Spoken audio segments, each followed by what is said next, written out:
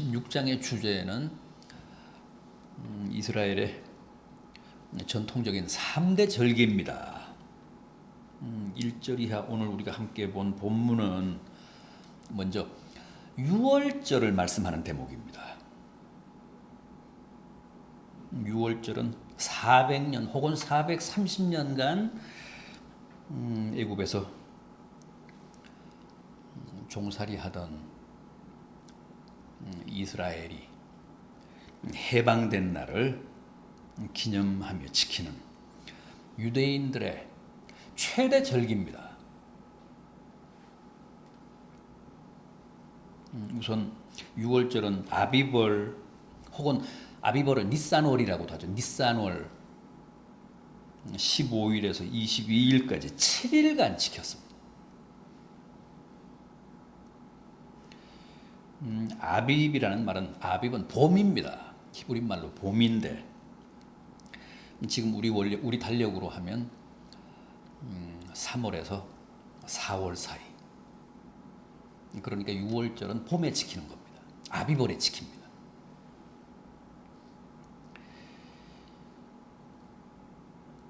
이 출애굽을 기념하는 절기인데 왜 6월절이라고 했을까요?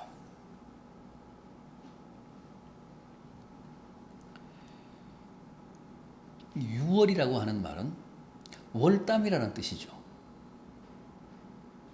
그 담을 넘는다, 경계를 넘어간다 그런 뜻이잖아요. 유월한다, 월담한다.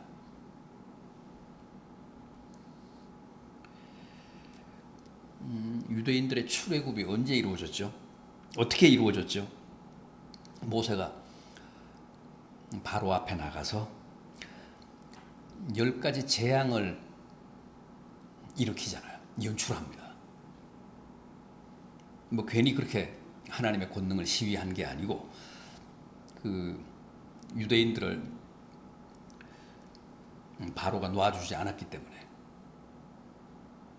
해방시켜 달라고 했는데도 이제 해방시키지 않았기 때문에 결국은 10가지 재앙을 일으킵니다. 제일 먼저 행한 기적이 뭐죠? 제일 먼저 부른 재앙이 피재앙입니다. 나일강이 다 핏빛으로 변하는 피재앙. 두 번째 재앙은요, 개구리 재앙. 세 번째는요, 이재앙입니다. 네 번째는 파리 재앙. 다섯 번째는 가축들의 전염병 재앙. 그래서 모든 애굽의 가축들이 죽어 나자빠졌습니다. 여섯 번째 재앙은요, 악성 종기 재앙. 일곱 번째는요, 우박 재앙. 여덟 번째는 메뚜기 재앙. 메뚜기가 그냥 애굽 전역을 순식간에 쓸고 갔습니다. 무섭잖아요. 아주 초토화시킵니다. 온 대지를. 아홉째 재앙은 흑암 재앙입니다. 그리고 마지막 재앙은 뭡니까? 장자 재앙이잖아요. 초태생 재앙. 그러니까 사람이든 짐승이든 장자나 초태생은 다 죽는 겁니다. 다 죽었습니다.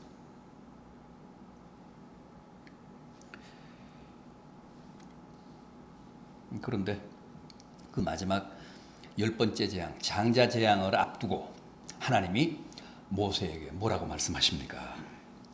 이스라엘은 살려야 되니까 어린 양을 잡아서 그 피를 문 설주와 임방에 칠하라. 그러면 죽음의 사자가 그 어린 양의 피가 칠해진 이스라엘의 집은 그냥 월담하리라, 유월하리라, 그냥 넘어가리라. 그리고 피가 칠해지지 않은 애굽인들의 집에만 들어가서 짐승이든 사람이든 뭐 장자와 초태생을 다 칠 것이다, 다 죽일 것이다.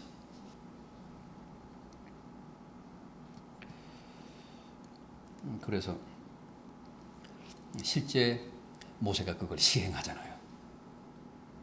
이스라엘 사람들에게 그걸 다 분부합니다. 양을 잡아서 그 피를 문인방에 칠하라.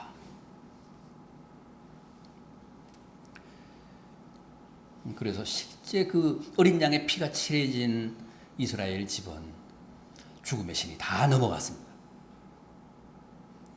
그리고 그 피가 칠해지지 않은 애굽 사람의 집에만 들어가서 장자를 쳤습니다. 짐승도 초태성은 다 죽고 심지어는 바로의 장자까지 죽잖아요.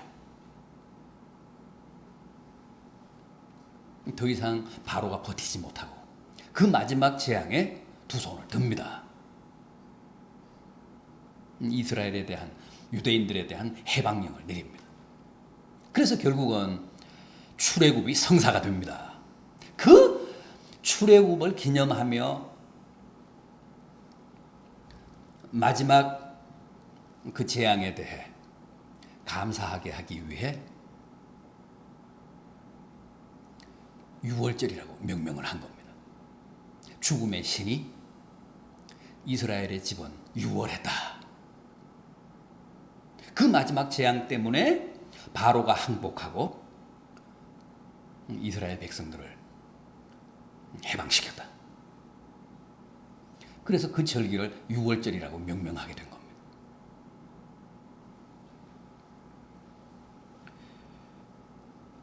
그런데 오늘 우리들에게 있어서 유월절이 왜 중요합니까? 그 이스라엘의 그 유월절 어린 양, 그 유월절에 희생된 어린 양이 바로 주님의 희생을 예시한다는 거죠. 그때 잡아서 문설주와 임방에 칠한 어린 양의 피가 바로 주님이 십자가에서 흘리신 보혈을 상징한다는 겁니다.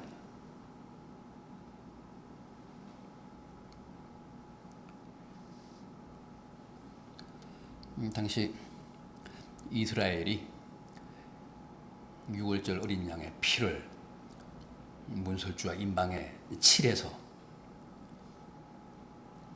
죽음의 신의 저주를 피해 구원받았다면, 살아남았다면, 이 시대 우리는 유월절 어린 양으로 희생되신 주님의 십자가의 보혈로 말미암아 죽음의 신이 우리를 다 유월했습니다. 다 넘어가 버렸습니다. 주님의 그 십자가의 보혈로 우리가 다 구원을 받았습니다. 그러니까 과거 이스라엘 백성들이 유월절 희생양의 피로 구원받은 사건은 오늘 우리들에게 있어서 주님의 십자가 사건을 상징한다는 점에서 유월절이 오늘 우리들에게 주는 계시적인 의미가 크다는 거죠.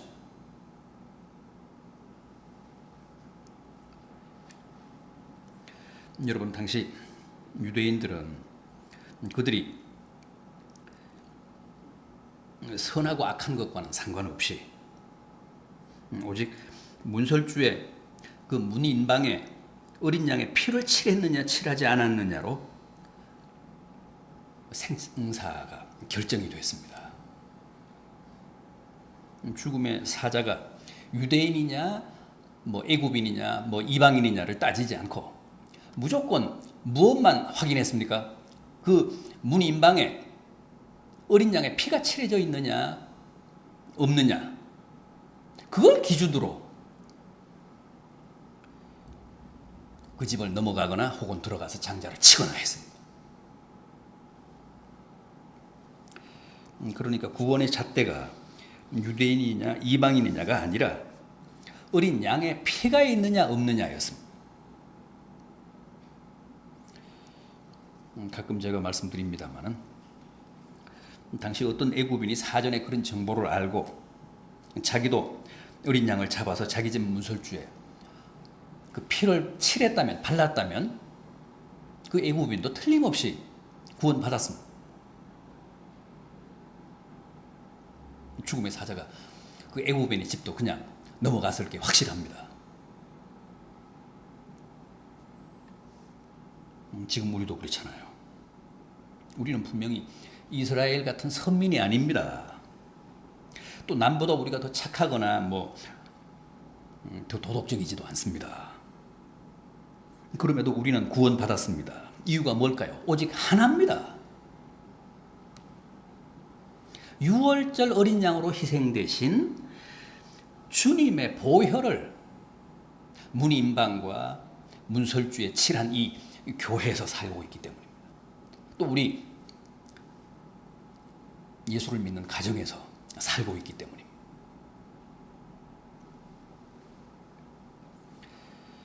그래서 멸망의 천사가 우리는 그냥 넘어간다는 겁니다.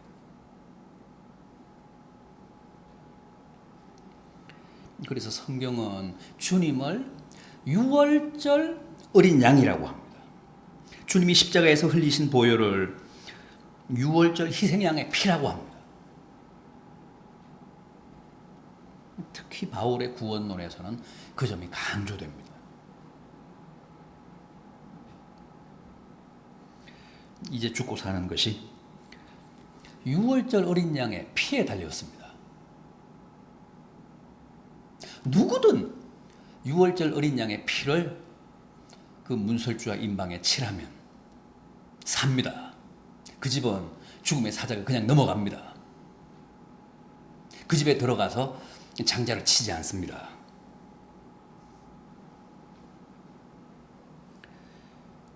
실제 출애굽기 12장을 보면 출애굽기 12장 38절을 보면 출애굽할 때 수많은 잡족이 출애굽하는 이스라엘 백성들과 함께 애굽에서 나왔다고 했습니다. 그러니까 출애굽할 때 이스라엘만 나온 게 아닙니다. 수많은 잡족도 함께 이스라엘과 출애굽했습니다. 거기서 말하는 잡족이란 선민 외에 다른 이방 종족들을 말합니다. 유대인들과 자폰을 한 사람들이라든가 아니면 유대인들에게 사전 정보를 얻어서 어린 양의 피를 발라 구원 얻은 타민족들일 수도 있습니다. 어쨌든 그들이 다 어린 양의 피로 죽음을 맛보지 않고 구원받았습니다. 그래서 출애굽에 함께 했습니다.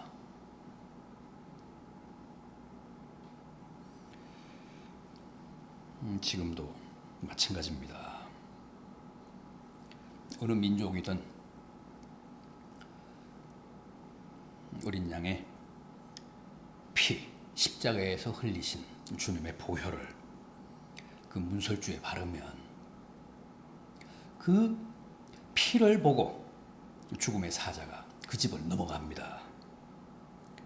그 집은 멸망받지 않습니다.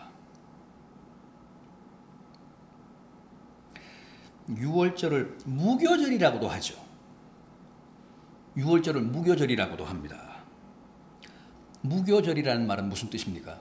무교병을 먹는, 누룩 없는 딱딱한 떡을 먹는 절이라는 뜻입니다. 하나님은 유월절을 지킬 때는 한 주간 누룩 없는 떡을, 딱딱한 떡을 먹게 하셨습니다. 쓴 나물과 함께. 왜 그러셨을까요? 애굽에서의 혹독한 종살이를 잊지 않고 기억하게 하기 위해서 그랬습니다. 이렇게 모진 고생을 하며 살던 우리 조상을, 우리 민족을 하나님이 모세라고 하는 걸출한 지도자를 통해 또 유월절 어린 양 사건을 통해 구원해 주셨다는 사실을 대대로 잊지 않고 생생하게 기억하게 하기 위해 딱딱한 떡을 먹게 하셨습니다. 집안에 아예 누룩을 두지 말라고 하셨습니다. 쓴 나물과 딱딱한 무교병을 씹으며 과거에 400년, 430년간 애굽에서 종살이 하던 때를 반추하며 출애굽을 통해 자신들을, 자기 민족을 구원해 주신 하나님의 은혜에 깊이 감사하게 하기 위해서 무교병을 먹는 무교절로 지키게 하신 겁니다.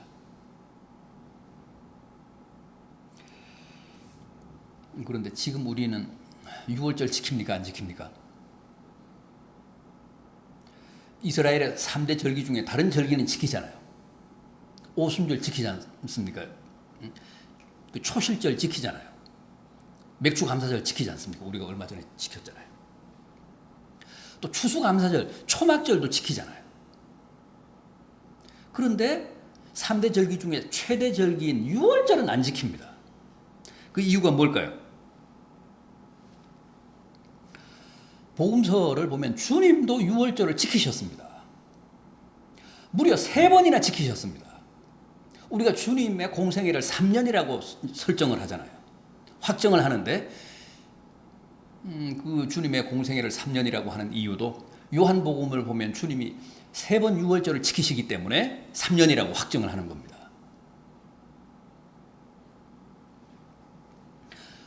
주님도 지키신 6월절을 우리는 안 지킵니다.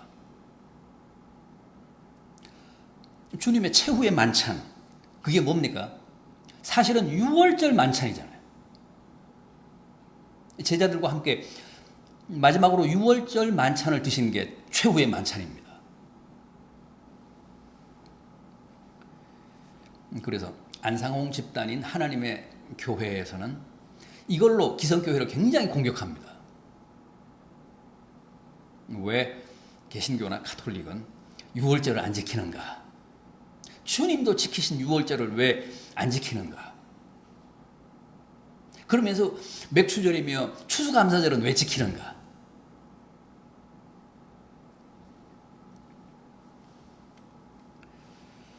우리는 왜 안 지킬까요?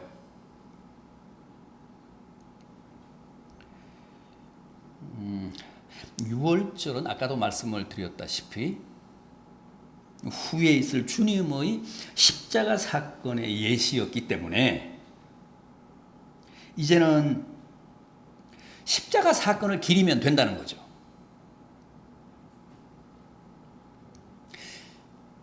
주님의 십자가 사건을 감사하면 된다는 거예요. 굳이 구약시대의 6월절까지 소급할 필요가 없다는 거죠.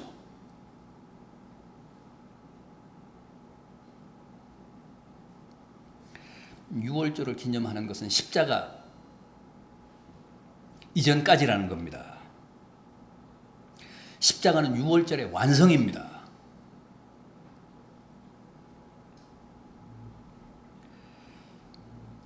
유월절은 십자가까지 그 사명을 다 한 겁니다. 유월절은 주님의 십자가 사건까지만 그 사람들을 인도하기 위해서 필요했던 절기라는 게 복음적인 이해고 해석입니다. 유대인들이야 우리의 그 8.15처럼 6월절이라는 게 민족 이제 해방절이니까 뭐 정치적인 의미로도 지킬 수 있지만 우리는 더 이상 6월절을 지킬 필요는 없습니다. 6월절 사건은 계시적인 사건이었고 그 사건은 십자가를 통해 완성이 됐기 때문에 이제 우리는 십자가를 바라보면 되고 십자가를 기념하면 되고 십자가에서 흘리신 주님의 보혈에 감사하면 그만입니다. 그러면 그게 결국은 6월절을 지키는 겁니다.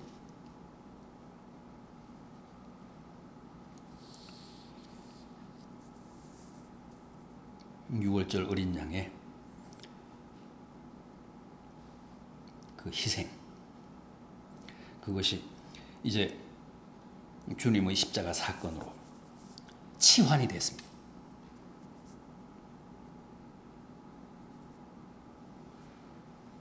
주님이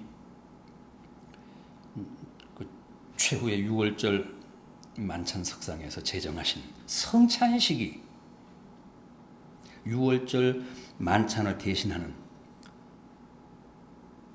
복음적인 유월절 기념식입니다. 지금 우리가 최후의 만찬 석상에서 주님이 제정하신 그 성찬 예식 같잖아요. 그게 유월절 만찬입니다. 우리에게 있어서는.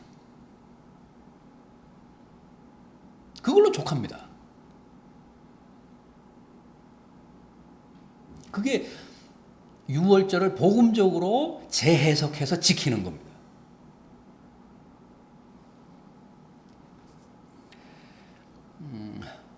추후 325년에 니케아 회의가 있었습니다. 그 니케아 회의에서도 기독교는 이제 유월절을 지키지 않는다. 굳이 유월절을 소급해서 지킬 필요가 없다. 구약의 유월절, 율법이 말하는 유월절은 주님의 십자가를 통해 이게 완성이 됐다. 우리는 이제 주님의 십자가만 기념하면 되고 감사하면 된다. 그걸 종교 회의에서, 유명한 니케아 회의에서, 325년에 있었던 니케아 회의에서 그렇게 결의를 하고 공식적으로 유월절을 기독교 절기에서 폐지를 했습니다. 그래서 우리가 지금 안 지키는 겁니다.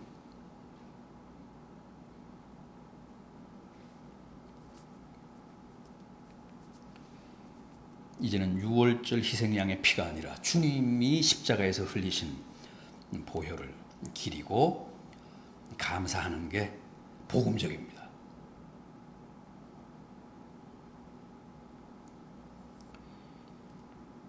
부디 이 유월절에 대한 깊은 뜻, 또 유월절에 대한 바른 이해를 통해서 이단들의 그 헛된 주장에 미혹을 당하는 일이 없으시기를 바랍니다.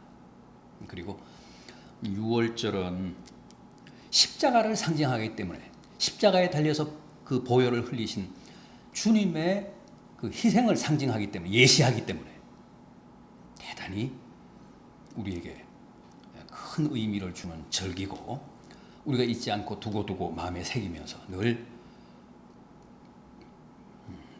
그 참 뜻을 높이 받들어야 하는 그런 절기인 것은 확실합니다.